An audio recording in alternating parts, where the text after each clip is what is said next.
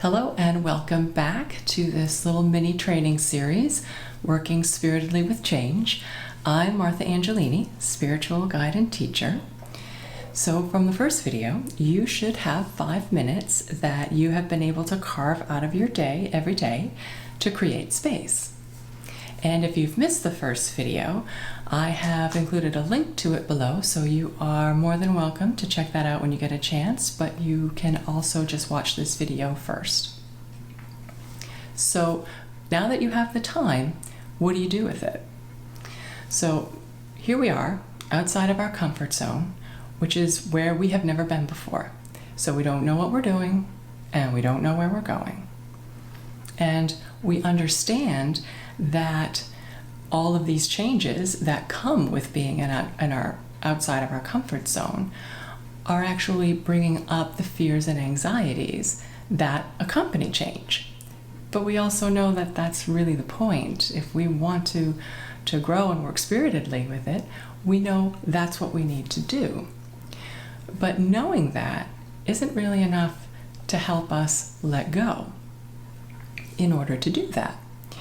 So what are we actually letting go of? Well, sometimes it seems that what we need to let go of are the fears or the anxieties or all the other emotions that come up because of these changes. But I don't think that's true. I think what we need to let go of is our resistance to change, to the changes that are going on and the process that we are in. Remember, it's our human inclination to fight, to resist. But the paradox around this is we can't make ourselves less resistant. That you can't meet force with force and expect something to happen. You end up really just fighting yourself, and that's not where we want to be. We don't want to fight ourselves. We want to open up to ourselves. So what we need to do is we need to meet this force of resistance with openness and allowing.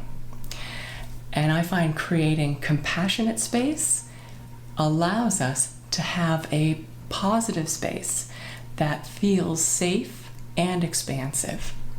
And we can do that by using the time that we have created to step away from the fight. And we can do that by having an activity that we enjoy that draws us inward.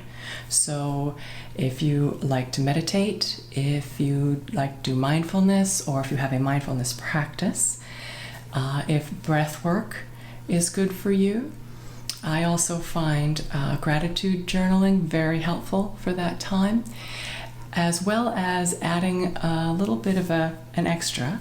I call it appreciating accomplishments.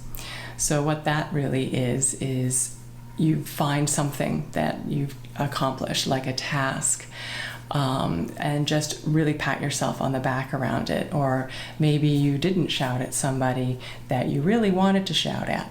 So just using that to say, I did well today. And the key about this creating compassionate space is that it really does need to be mindful. This isn't meant to be a distraction away from your fears. That is actually another form of resistance. So if you can find something mindful in that 5 minutes every day and just practice that. So thanks so much for joining me again. I do hope that's helpful for you. And I would also love to hear some feedback. So if you have comments, questions, or anything else, just please pop something into the comments. And until next time, take care.